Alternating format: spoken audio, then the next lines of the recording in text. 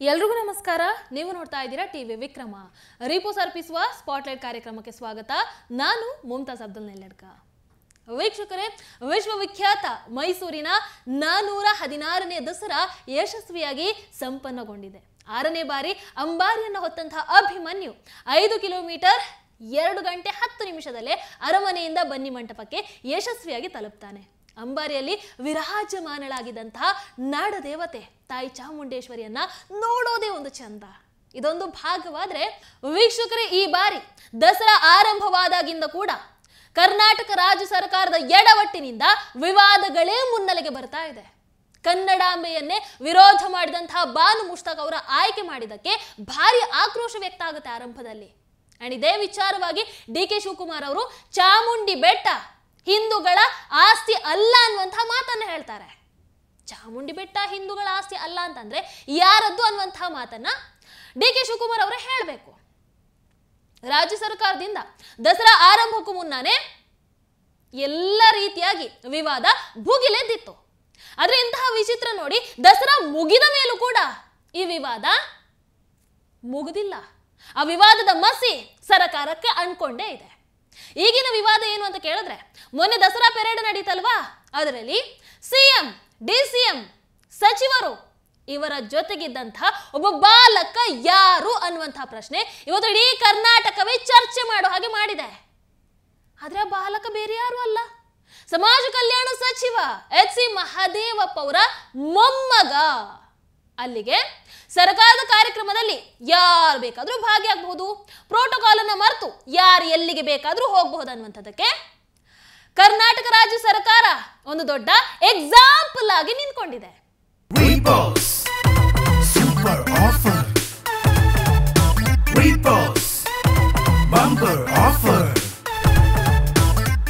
ರೀಪೋಸ್ mattress ಅನ್ನು ಖರೀದಿಸಿ smart ಟಿವಿಯನ್ನು ಉಚಿತವಾಗಿ ಪಡೆಯಿರಿ. ರೀಪೋಸ್ ಮ್ಯಾಟ್ರೆಸ್. ವೀಕ್ಷಕರ, ಮೊನ್ನೆ ಸಿದ್ದರಾಮಯ್ಯನವರು DK ಶಿವಕುಮಾರ್ ಅವರು ನಂದಿ ಧ್ವಜ ಪೂಜೆಯ ಬಳಿಕ ಅರಮನೆ ಆವರಣದಲ್ಲಿ ಪೆರೇಡ್ ಅನ್ನು ನಡೆಸ್ತಾರೆ. ತೆರೆದ ಜೀಪಲ್ಲಿ CM Siddaramaiah, DCM DK Shivakumar, ಸಚಿವರಾದಂತಹ HC Mahadevappa, Shivraj Tangadagi, ಶಾಸಕ ತನ್ವೀರ್ ಸೇಠ್ ಇಷ್ಟು ಮಂದಿ ಇರ್ತಾರೆ. ಅದರಲ್ಲಿ ಈ ಇಷ್ಟು ಮಂದಿಯ ನಡುವೆ ಒಂದು ವೈಟ್ ಶರ್ಟ್ ಮತ್ತೊಂದು ಕಪ್ಪು ಕೂಲಿಂಗ್ ಗ್ಲಾಸ್ ಹಾಕೊಂಡು ಒಬ್ಬ ಹುಡುಗ ನಿಂತಿರ್ತಾನೆ. ಯಾರದು? ಸಚಿವ ಮಹದೇವಪ್ಪ ಅವರ ಮೊಮ್ಮಗ. ಸರ್ಕಾರಿ ಕಾರ್ಯಕ್ರಮದಲ್ಲಿ ಯಾವುದೇ ಶಿಷ್ಟಾಚಾರ ಇಲ್ಲದೆ ಮಕ್ಕಳು ಮೊಮ್ಮಕ್ಕಳು ಸರ್ಕಾರದ ಪ್ರತಿನಿಧಿಗಳ ಹಾಗೆ ಭಾಗವಹಿಸ್ತಾ ಇದ್ದಾರಲ್ವಾ. ಏನಿದು ಅಂದ್ರೆ, ಇವರ ಆಡಳಿತದಲ್ಲಿ ರಾಜ್ಯದಲ್ಲಿ ಏನು ಬೇಕಾದ್ರೂ ಮಾಡಬಹುದು ಅನ್ನುವಂತಹ ಪರಿಸ್ಥಿತಿ ಇವತ್ತು ಬಂದುಬಿಟ್ಟಿದೆ. ನಾನ್ ಕೇಳ್ತೀನಿ, ಸಿದ್ದರಾಮಯ್ಯನವರೇ, ಮಹದೇವಪ್ಪನವರೇ, ಇದು ಸರ್ಕಾರಿ ಕಾರ್ಯಕ್ರಮನ ಅಥವಾ ಖಾಸಗಿ ಕಾರ್ಯಕ್ರಮನ ಅಥವಾ ನಿಮ್ಮ ಕುಟುಂಬದ ಕಾರ್ಯಕ್ರಮನ? ಹೀಗೆ ಪ್ರೋಟೋಕಾಲ್ ಅನ್ನು ಉಲ್ಲಂಘಿಸಿ ಯಾರು ಬೇಕಾದ್ರೂ CM DCM ಜೊತೆಗೆ ಪೆರೇಡ್ ಅಲ್ಲಿ ಭಾಗವಹಿಸಬಹುದು ಅಂತ ಹೇಳಿದ್ರೆ ಏನರ್ಥ? ಮಹದೇವಪ್ಪ ಅವರೇ, ನಿಮ್ಮ ಪಾರ್ಟಿ ಕಾರ್ಯಕ್ರಮ ಆದ್ರೆ ನೀವು ರಾಹುಲ್ ಗಾಂಧಿ ಅವರ ಪಕ್ಕವೇ ನಿಮ್ಮ ಮೊಮ್ಮಗನನ್ನ ಕೂರಿಸಿ ಯಾರು ಅದಕ್ಕೆ ಪ್ರಶ್ನೆಯನ್ನು ಮಾಡಲ್ಲ. ಆದ್ರೆ ದಸರಾ ಅಂದ್ರೆ ಹಿಂದೂಗಳ ಪಾಲಿಗೆ ಶ್ರದ್ಧೆ, ನಂಬಿಕೆ ಪ್ರತೀಕ. CM ಪೆರೇಡ್ ಅಂತ ಹೇಳಿದ್ರೆ ಅದಕ್ಕೊಂದು ಪ್ರೋಟೋಕಾಲ್ ಇರುತ್ತೆ. ನಿಮ್ಮ ಮೊಮ್ಮಗ ಅನ್ನುವಂತ ಒಂದೇ ಒಂದು ಕಾರಣಕ್ಕೆ ಅದ ಪೆರೇಡ್ ನಲ್ಲಿ ಭಾಗವಹಿಸಿದ್ರೆ ಏನರ್ಥ? ಅದಕ್ಕೆ ರೂಲ್ಸ್ ರೆಗ್ಯುಲೇಷನ್ಸ್ ನಿಮಗೆ ಯಾರಿಗೂ ಇಲ್ಲ, ನಮಗೆ ಮಾತ್ರನಾ? ಅದು ನಿಮ್ಮ ಫ್ಯಾಮಿಲಿ ಕಾರ್ಯಕ್ರಮನ ಅಥವಾ ಪಾರ್ಟಿ ಕಾರ್ಯಕ್ರಮನ? ದಯವಿಟ್ಟು ನಮಗೆ ತಿಳಿಸಬೇಕು. ಒಂದೆಡೆ ಮಹಾದೇವಪ್ಪ ಅವರ ಮೊಮ್ಮಗ ದಸರಾ ಪೆರೇಡ್ ಅಲ್ಲಿ ಭಾಗವಹಿಸಿದ್ದಕ್ಕೆ ಜನಾಕ್ರೋಶ ಭೋಗಿಲೆದ್ದು ಬಿಟ್ಟಿದೆ. ಯಾಕಂದ್ರೆ ಬಡವರ ಮಕ್ಕಳು ಮೊನ್ನೆ ದಸರಾ ನೋಡೋದಕ್ಕೆ ಅಂತ ದುಡ್ಡು ಕೊಟ್ಟು ಟಿಕೆಟ್ ಅನ್ನ ಖರೀದಿ ಮಾಡಿದ್ರು. ಆ ಟಿಕೆಟ್ ಖರೀದಿ ಮಾಡಿದ ಮೇಲೂ ಕೂಡ ಅವರಿಗೆ ಒಳಗಡೆ ಹೋಗೋದಕ್ಕೆ ಬಿಡ್ಲಿಲ್ಲ. ಪಾಪ ಪೊಲೀಸರ ಜೊತೆ ಗಲಾಟೆ ಮಾಡ್ಕೊಂಡು ನಿಂತಿದ್ರು. ಆದ್ರೆ ಸಚಿವರ ಮೊಮ್ಮಗ ದಸರಾ ನೋಡೋಕಲ್ಲ, ದಸರಾ ಪೆರೇಡ್ ಅಲ್ಲೇ ಭಾಗವಹಿಸಬಹುದು. ಇದು ಹೇಗೆ ಸ್ವಾಮಿ? ಬಡವರ ಮಕ್ಕಳಿಗೆ ಒಂದು ನ್ಯಾಯ, ಸಚಿವರ ಮಕ್ಕಳಿಗೆ ಇನ್ನೊಂದು ನ್ಯಾಯ. ಒಂದೆಡೆ ಜನಾಕ್ರೋಶ, ಮತ್ತೊಂದೆಡೆ ಶಿಷ್ಟಾಚಾರ ಉಲ್ಲಂಘಿಸಿ ಪೆರೇಡ್ ಅಲ್ಲಿ ಭಾಗಿಯಾಗೋದಕ್ಕೆ ಅವಕಾಶ. ಇದೀಗ ಕಾಂಗ್ರೆಸ್ ಪಾಳೆಯದಲ್ಲೂ ಕೂಡ ತೀವ್ರ ಚರ್ಚೆಗೆ ಗುರಿಯಾಗಿಬಿಟ್ಟಿದೆ. ಜಂಬೂ ಸವಾರಿ ದಿನದ ಈ ಒಂದು ಬೆಳವಣಿಗೆ ಇದು ಕಾಂಗ್ರೆಸ್ ಹೈಕಮಾಂಡ್ ವರೆಗೆ ತಲುಪಿಬಿಟ್ಟಿದೆ. ಸರ್ಕಾರಿ ಕಾರ್ಯಕ್ರಮದಲ್ಲಿ ಕುಟುಂಬಸ್ಥರು ಭಾಗಿಯಾಗಿರೋ ಕಾರಣಕ್ಕೆ ದೂರ ಹೋಗ್ಬಿಟ್ಟಿದೆ ಹೈಕಮಾಂಡ್ಗೆ. ಸಿಎಂ, ಡಿಸಿಎಂ, ಇನ್ನು ಸಚಿವರು ಇವರೆಲ್ಲರೂ ಕೂಡ ಪೆರೇಡ್ ಅಲ್ಲಿ ಭಾಗವಹಿಸುವಂಥದ್ದು ಸಾಮಾನ್ಯ. ಆದ್ರೆ ಇದರಲ್ಲಿ ಕುಟುಂಬಸ್ಥರು ಭಾಗಿಯಾಗಿದ್ದು ಯಾಕೆ, ಭಾಗಿಯಾಗಿದ್ದಂಥವನು ಯಾರು ಅನ್ನುವಂತಹ ಮಾಹಿತಿ ಈಗ ಕಾಂಗ್ರೆಸ್ ಹೈಕಮಾಂಡ್ ಕೇಳ್ತಾ ಇದೆ. ವೀಕ್ಷಕರೇ, ದಸರಾ ಪೆರೇಡ್ ಅಲ್ಲಿ ಮಹಾದೇವಪ್ಪ ಅವರ ಮೊಮ್ಮಗ ಭಾಗಿಯಾಗಿದ್ದನ್ನು ನೋಡಿ ನನಗೆ ಏನನ್ನಿಸ್ತು ಅಂತ ಹೇಳಿದ್ರೆ, ಮೊಮ್ಮಕ್ಕಳ ವಿಚಾರದಲ್ಲಿ ಸಿದ್ದರಾಮಯ್ಯ ಅದೇ ರೀತಿ ಮಹಾದೇವಪ್ಪ ಇವರಿಬ್ಬರ ನಡುವೆ ಒಂದು ರೀತಿ ಪೈಪೋಟಿ ಶುರು ಆಗಿಬಿಟ್ಟಿದೆ. ಕಪ್ಪಗೆದ್ದ ಬಳಿಕ RCB ಆಟಗಾರರಿಗೆ ವಿಧಾನಸೌಧದ ಎದುರು ಸನ್ಮಾನ ಕಾರ್ಯಕ್ರಮ ಅಂತ ನಡೆಯುತ್ತೆ. ಅಲ್ಲಿ ಸಿಎಂ ಸಿದ್ದರಾಮಯ್ಯನವರ ಮೊಮ್ಮಗ ಧವನ್ ರಾಕೇಶ್ ಭಾಗಿಯಾಗ್ತಾರೆ. ಆ ವೇದಿಕೆಯಲ್ಲಿ ಸಚಿವರು, ಶಾಸಕರು ಅವರಿಗೆ ಕೂರೋದಕ್ಕೆ ಚೇರ್ ಇರಲಿಲ್ಲ. ಆದರೆ ಸಿದ್ದರಾಮಯ್ಯನವರ ಮೊಮ್ಮಗ ಆರಾಮಾಗಿ ಕೂತಿದ್ದ. ಅಷ್ಟೇ ಯಾಕೆ, ಸಿಎಂ ಮೊಮ್ಮಗ ಸೇರಿ ಕಾಂಗ್ರೆಸ್ ನಾಯಕರ ಮಕ್ಕಳು, ಮೊಮ್ಮಕ್ಕಳು ವಿರಾಟ್ ಕೊಹ್ಲಿ ಜೊತೆಗೆ ಸೆಲ್ಫಿಯನ್ನು ತಗೊಳ್ತಾರೆ. ಅಂದ್ರೆ ಒಂಥರ ಅವರಿಗೋಸ್ಕರನೇ ಆ ಸಂಭ್ರಮಾಚರಣೆ ಕಾರ್ಯಕ್ರಮವನ್ನು ಆಯೋಜನೆ ಮಾಡಿದ ಹಾಗಿತ್ತು. ಈ ಕಡೆ ಸಾಮಾನ್ಯ ಜನರಿಗೆ ಏನಾಯ್ತು ಅನ್ನುವಂಥದ್ದು ಅದು ಬಿಡಿ, ಅದು ಹೇಳಿ ಸುಖ ಇಲ್ಲ. ಇತ್ತೀಚೆಗೆ ರಾಹುಲ್ ಗಾಂಧಿ ಬೆಂಗಳೂರಿಗೆ ಬರ್ತಾರೆ.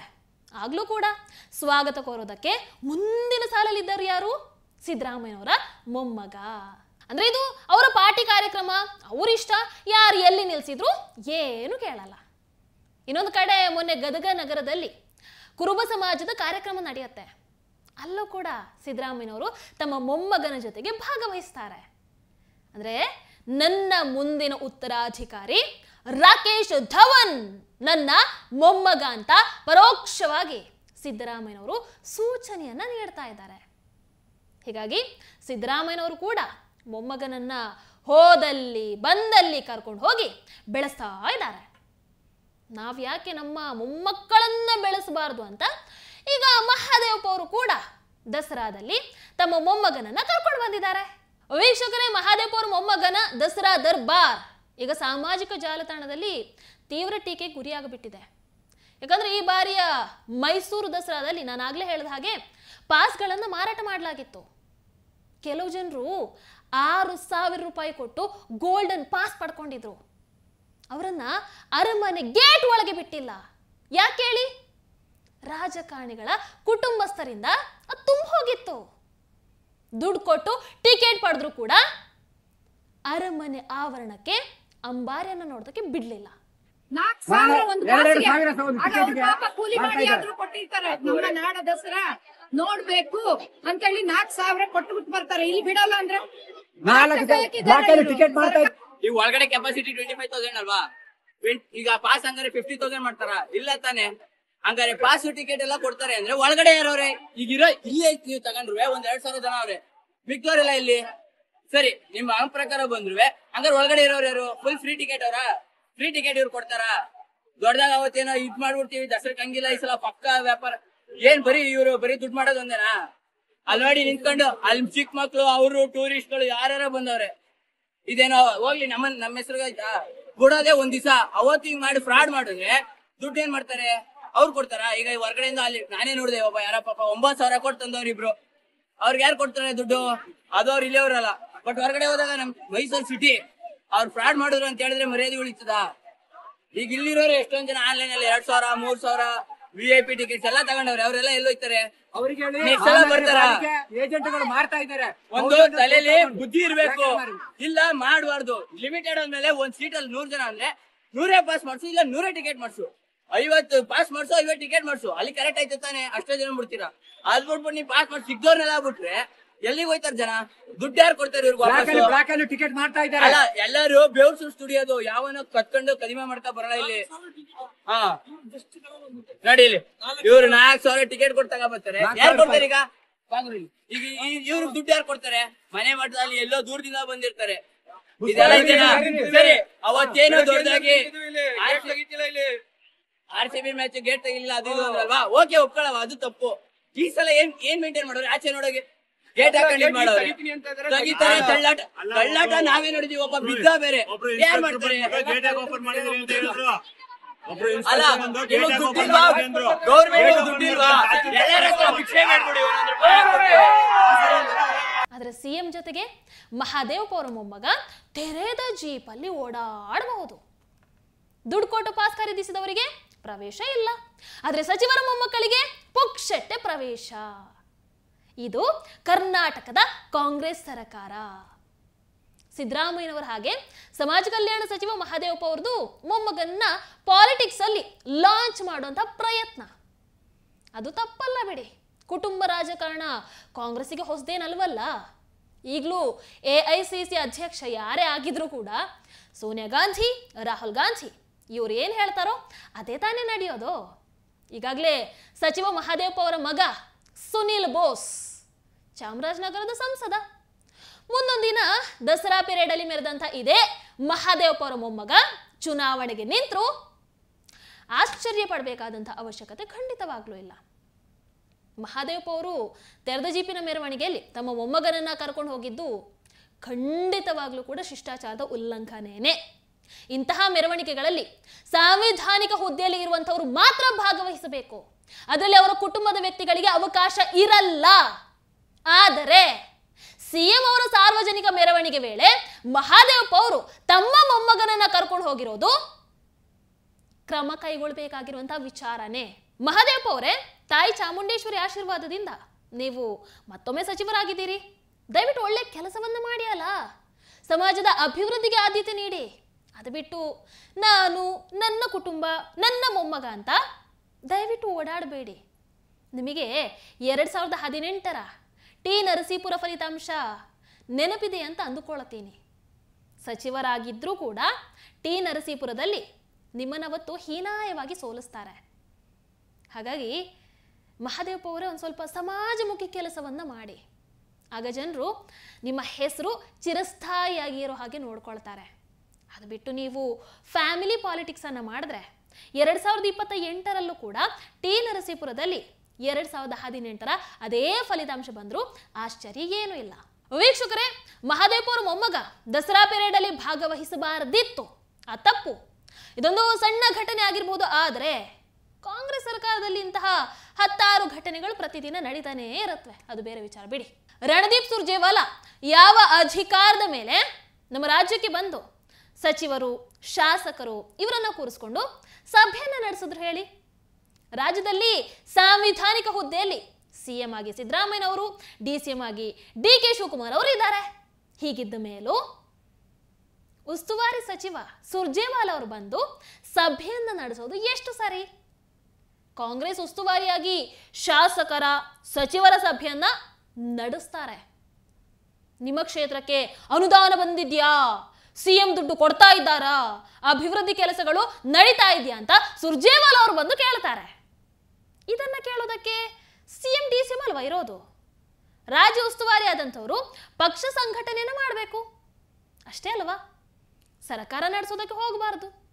ಈ ಹಿಂದೆ ಒಂದು ಬಾರಿ BBMP ಅಧಿಕಾರಿಗಳ ಜೊತೆಗೆ ಸುರ್ಜೇವಾಲಾ ಅವರು ಸಭೆಯನ್ನು ಕೂಡ ನಡೆಸಿದ್ರು. BBMPಗೂ ಉಸ್ತುವಾರಿ ಸಚಿವರಿಗೂ ಏನು ಸಂಬಂಧ ನೀವೇ ಹೇಳಿ? ಕಾಂಗ್ರೆಸ್ ಅವಧಿಯಲ್ಲಿ ಏನು ಬೇಕಾದರೂ ಆಗ್ಬಹುದು, ಅಂದರೆ ಒಂಥರ ಕಾಂಗ್ರೆಸ್ ಸಿಸ್ಟಮೇ ಹೀಗೆ, ಯಾರು ಏನು ಬೇಕಾದ್ರೂ ಮಾಡ್ತಾ ಹೋಗ್ತಾ ಇರಬಹುದು. ಅದೇನೇ ಇರಲಿ, ಮುಂದಿನ ದಿನಗಳಲ್ಲಿ ಸರ್ಕಾರಿ ಕಾರ್ಯಕ್ರಮದಲ್ಲಿ ಶಿಸ್ತು ಪಾಲನೆ ಆಗಬೇಕು. ಅಲ್ಲಿ ಏನು ತಪ್ಪಾಗಿದೆ ಅದಕ್ಕೆ ತಕ್ಕ ಕ್ರಮವನ್ನು ಕೈಗೊಳ್ಳಬೇಕು. ಅಲ್ಲ, ಶಿಸ್ತು ಪಾಲನೆ ಕಾಂಗ್ರೆಸ್ಗೆ ಏನಂತಾನೆ ಗೊತ್ತಿಲ್ಲ ಬಿಡಿ, ಅವರಿಗೆ ಹೇಳೋದೇ ವೇಸ್ಟು. ಕಾಂಗ್ರೆಸ್ ಇರೋದೇ ಹೀಗೆ, ಹೌದಲ್ವೋ? ನಿಮ್ಮ ಅನಿಸಿಕೆ ಅಂತ ಕಾಮೆಂಟ್ ಮೂಲಕ ತಿಳಿಸಿ. ಹಾಗೆ ವಿಡಿಯೋ ನಿಮ್ಗೆ ಇಷ್ಟ ಆದಲ್ಲಿ ಲೈಕ್ ಮಾಡಿ, ಶೇರ್ ಮಾಡಿ. ನಮಸ್ಕಾರ.